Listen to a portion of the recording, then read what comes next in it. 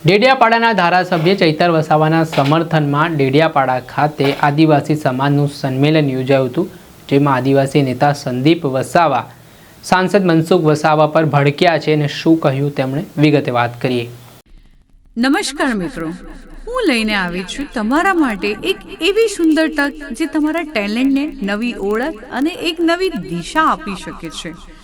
તમારા અંદર રહેલી અદ્ભુત કળા, સુંદર અવાજ અને અનોખી પ્રતિભાને હવે દુનિયા સામે રજૂ કરવાનો સમય આવી ગયો છે।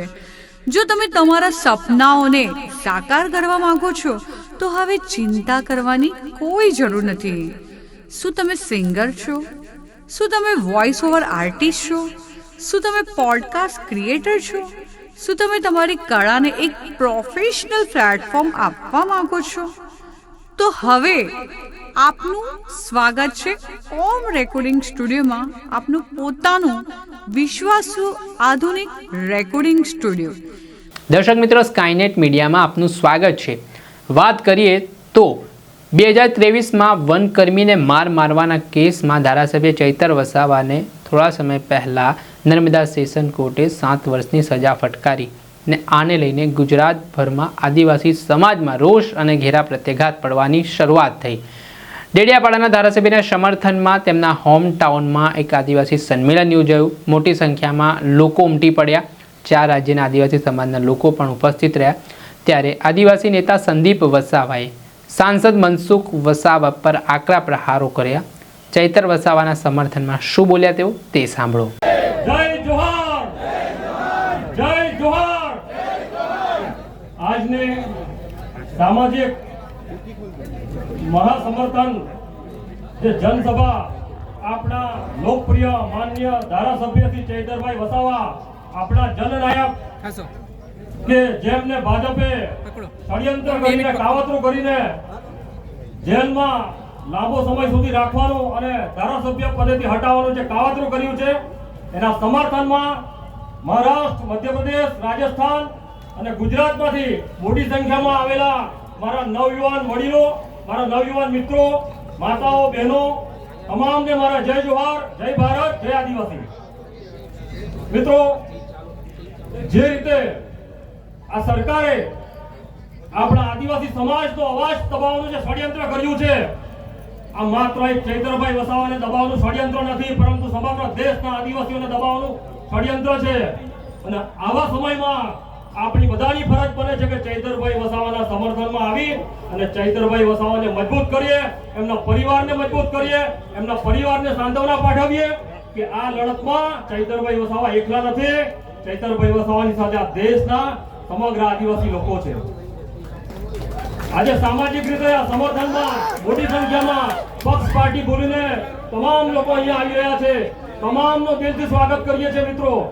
હજુ ઘણા બધા આગેવાનો આપણે અહીંયા પહોંચી રહ્યા છે, જેઓ પણ ટૂંક સમયમાં અહીંયા પહોંચશે, પરંતુ આ લડત માત્ર ચૈતરભાઈ વસાવાની કે એમના પરિવારની નથી। તમે જોયું હશે આપણો આદિવાસી વિસ્તાર કે જે પેશાયત ભારત દેશના બંધારણના આર્ટિકલ 244(1) અંતર્ગત અનુસૂચિત 5 માં આવતો વિસ્તાર છે। અહીંયા જંગલ ખાતું હોય કે કોઈ પણ સરકારી ખાતું હોય, કોઈ પણ કામ કરતા પહેલા એની ગ્રામ સભાની મંજૂરી લેવાની હોય છે। આપણા ચૈતરભાઈ વસાવાનો આમાં વાક શું હતો મિત્રો? આજે જે આ ભાજપના લોકો આજે ચૈતરભાઈ વસાવાને ગુનેગાર કહી રહ્યા છે, પરંતુ ચૈતરભાઈ વસાવા ગુનેગાર નથી। ચૈતરભાઈ વસાવા આદિવાસી સમાજ માટે લડ્યા છે, જંગલ જમીન ખનીજના અધિકારો માટે લડ્યા છે। આજે જ્યારે વન વિભાગ અડધી રાતે આપણા ગરીબ આદિવાસી ખેડૂતોના પાકને ઉજ્જડ કરી નાખે છે, ત્યારે આ ગરીબ ખેડૂત ચૈતરભાઈ વસાવા પાસે સપોર્ટમાં જાય છે। ત્યારે આ વિસ્તારના ધારાસભ્ય હોવાને નાતે અને સમાજના પ્રતિનિધિ હોવાને નાતે ચૈતરભાઈ વસાવાની ફરજ હોય છે કે હું મારા ગરીબ ખેડૂત સાથે ઉભો રહું। ચૈતરભાઈ આ ખેડૂતને સમર્થન કર્યો, એમાં કોઈ પણ જાતનો ગોળીબાર નથી કર્યો, કોઈ પણ જાતની મારામારી નથી થઈ। તેમ છતાં પણ આ ભાજપે જે કાવતરું કરી અને ચૈતરભાઈ વસાવાને જે ફસાવ્યા છે, એનો આજે ખરેખર આપણને પણ દુઃખ છે અને આ ભાજપની તાનાશાહી સરકારનો આજે આપણે વિરોધ કરીએ છીએ। શું તમને લાગે છે કે ચૈતરભાઈ વસાવા આ ભાજપ સરકારથી ડરી જશે? શું તમને લાગે છે કે ચૈતરભાઈ વસાવા ભાજપ સામે ઝૂકશે?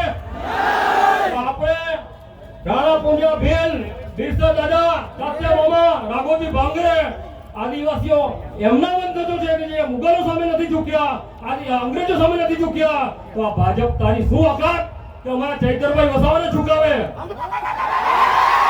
આજે તમે જોઈ લો, આજે વડગામથી અંબાજી સુધી જ નહીં પરંતુ સમગ્ર આદિવાસી બેલ્ટમાં, સમગ્ર ભીલ પ્રદેશમાં લાખો ચૈતરભાઈ વસાવા તૈયાર થઈ ગયા છે. આજે અહીંયા આવેલા દરેકના દિલમાં ચૈતર વસાવા રાજ કરે છે. તમે ચૈતર વસાવાને એટલી વાર જેલમાં પૂરશો એટલી વાર ચૈતર વસાવા મજબૂત બનશે અને એ જગ્યાએ હજારો ચૈતર વસાવા પેદા થશે. આજે ચૈતર વસાવાને અને એના પરિવારને અમે અહીંયાથી કહેવા માંગીએ છીએ કે તમે એકલા નથી આ લડતમાં, આ સમાજની લડતમાં સમગ્ર આદિવાસી સમાજના લોકો તમારી સાથે છે. જો ચૈતર વસાવાને ફરજ પર આવી, ચૈતર વસાવાને કઈ થયું તો એટલું સમજી લેજો કે આદિવાસીઓનો ઇતિહાસ જોઈ લેજો. આદિવાસીઓ ઝૂકવાનું પણ જાણે છે, લડવાનું પણ જાણે છે, પરંતુ જ્યાં ઝુકાશે ત્યાં ઝૂકીશું અને જ્યાં લડવાનું છે ત્યાં ઈંટનો જવાબ અમે પથ્થરથી આપીશું. આજે ભાજપના બની બેઠેલા જે સાંસદો છે, આજે પાર્ટીની જે ચાટુગીરી કરી રહ્યા છે, એ લોકો આજે ચૈતરભાઈને સપોર્ટ કરવાની જગ્યાએ ચૈતરભાઈ પર માટલા ધોઈ રહ્યા છે કે એને આમ કર્યું અને તેમ કર્યું. અરે ભાઈ, તમારાથી તો શેકેલો પાપડ પણ તૂટતો નથી. સમાજના નામ પર તમે કલંક છો.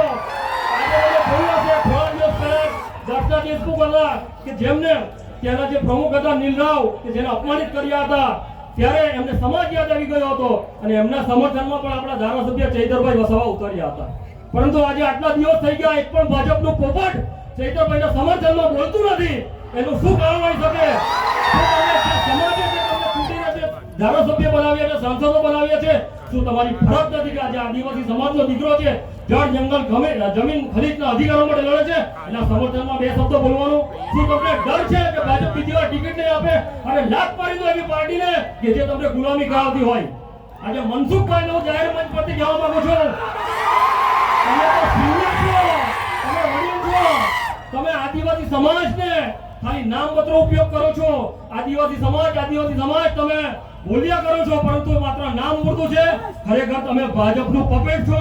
હું 100 વાર નહીં પરંતુ 1000 વાર કહીશ કે તમે ભાજપનું રમકડું છો. ભાજપ જેટલી ચાવી આપે છે એટલું જ તમે બોલો છો. આજે ચૈતરભાઈ વસાવાના સમર્થનમાં તમને શરમ આવી જોઈએ કે એક શબ્દ તમે સમર્થનમાં બોલવા માટે તૈયાર નથી, પરંતુ સમાજ તમને ઓળખી ગયો છે. ભાજપના જેટલા પણ દલાલો બની બેઠા છે, જેટલા પણ નેતાઓ છે, સમાજ તમને આવનાર દિવસોમાં આનો જવાબ આપશે. તમે જોઈ લેજો 2027માં આદિવાસી સમાજ તમને આનો જવાબ આપશે અને લાખો ચૈતર વસાવા હવે ચૈતરભાઈ વસાવાના સમર્થનમાં છે. અમે ડરતા નથી, અમે ઝૂકતા નથી. ભાજપની આ તાનાશાહી સામે લડીશું. અમે આ ભારત દેશના આર્ટિકલ 244(1) અનુસૂચિ 5 માં આવતા લોકો છે. આવનાર દિવસોમાં અમે ન્યાયિક લડત લડીશું. નામદાર હાઈકોર્ટ હોય કે સુપ્રીમ કોર્ટ હોય, ભારત દેશના સંવિધાન પર અમને પૂરો ભરોસો છે કે ચૈતરભાઈ વસાવા અને એમનો પરિવાર કે જે લોકો જેલમાં છે वो जल्दी निर्दोष छूटશે અને આપણી વચ્ચે આવીને ફરીથી પ્રજાના કામે ચૈતરભાઈ વસાવા લાગશે. સમગ્ર લોકોનો દિલથી ખૂબ ખૂબ આભાર.